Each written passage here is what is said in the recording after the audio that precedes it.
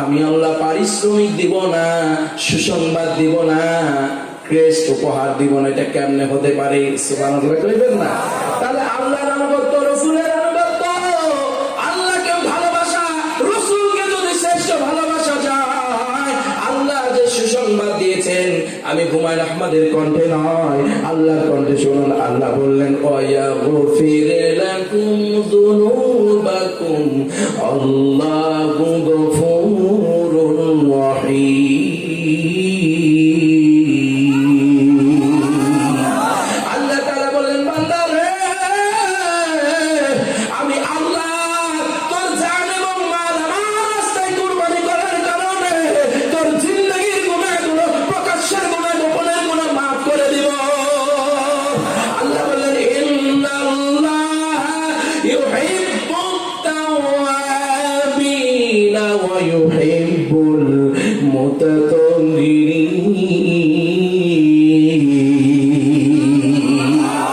আরেকটু জোরে বলা যাবে আল্লাহু আকবার, আরেকটু জোরে বলা যাবে আল্লাহু আকবার।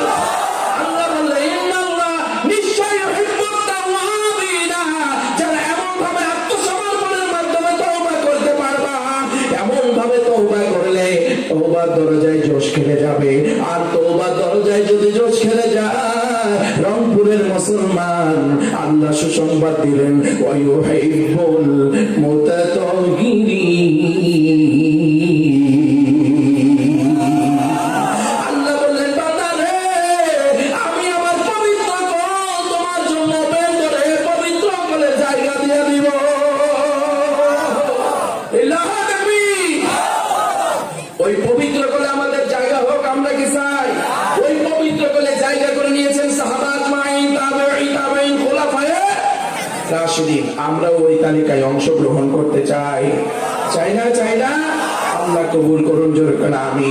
এই মুহূর্তে সাহাবীরা যেভাবে ত্যাগ করেছে, কুরবানি করেছে, আমাদেরকেও কুরবানি করতে হবে। সাহাবীরা তাদের অর্থকে কুরবানি করেছেন।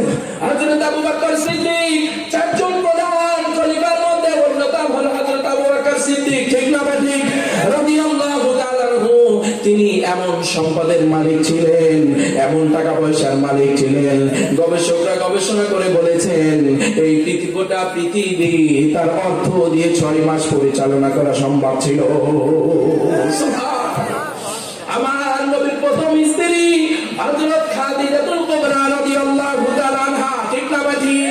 এমন সম্পদের মালিক ছিলেন, এমন সম্পদের মালিক ছিলেন, আর সম্পদগুলি নবীর সম্মানে আল্লাহর জন্য। হযরত আবু বকর সিদ্দিক রাদিয়াল্লাহু তাআলা নবীর সম্মানে আল্লাহর জন্য সবকিছু কুরবানি করেছেন। শেষ বেলায় 3 বেলা খাবারও তিনি ঠিকভাবে খাইতে পান নাই। এমন তাদের ঈমান ছিল রে, এমন ঈমানে তাদের জোশ ছিল। আজকে বর্তমান যুগের মুসলমান, ডিজিটাল মুসলমানরা বলি ওই রকম ঈমান আনতে পারতো রে মুসলমান। আল্লাহ পাক এমন সম্মান দিত, এমন সম্মান দিত রে, ওই সম্মান এই দুনিয়ায় শুধু নয়, ওই সম্মান নিয়ে কবরে গেলে কবরে লাল গালিচার সংবর্ধনা পাওয়া যাবে। ওই সম্মান নিয়ে কবরে গেলে কবরটা জান্নাতের নাজ নিয়ামত দিয়ে ভরপুর হয়ে যাবে। ওই সম্মান নিয়ে কবরে গেলে কবরটা জান্নাতের বাগান হয়ে যাবে। ওই সম্মান নিয়ে আখিরাতের ময়দানে গেলে আরশের ছায়া নেমে আসবে। ওই সম্মান নিয়ে আপনি যদি পুরসিরাত পানি দিতে চান, বিদ্যুতের গতিতে পানি দিতে পারবেন। ওই সম্মান নিয়ে জান্নাতে যদি যেতে পারেন, দৃষ্টিনন্দন জান্নাত ওপেন করে দিবে কে? ওই জান্নাতি বান্দাদের কাছে এই মুহূর্তে অনুরোধ করতে চাই, কে আছো বাবা? 20 জন আশারে মুবাশশিরা, 10 জন পুরুষ, 10 জন মহিলা সাহাবী। মহিলাদের উদ্দেশ্য বলতে চাই, মা, অনেক মায়ের মন বড়দের বড়।